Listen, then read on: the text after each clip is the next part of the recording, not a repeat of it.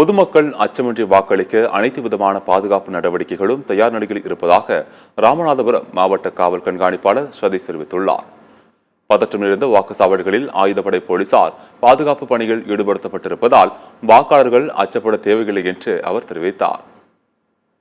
காவல்துறை இருப்பாங்க.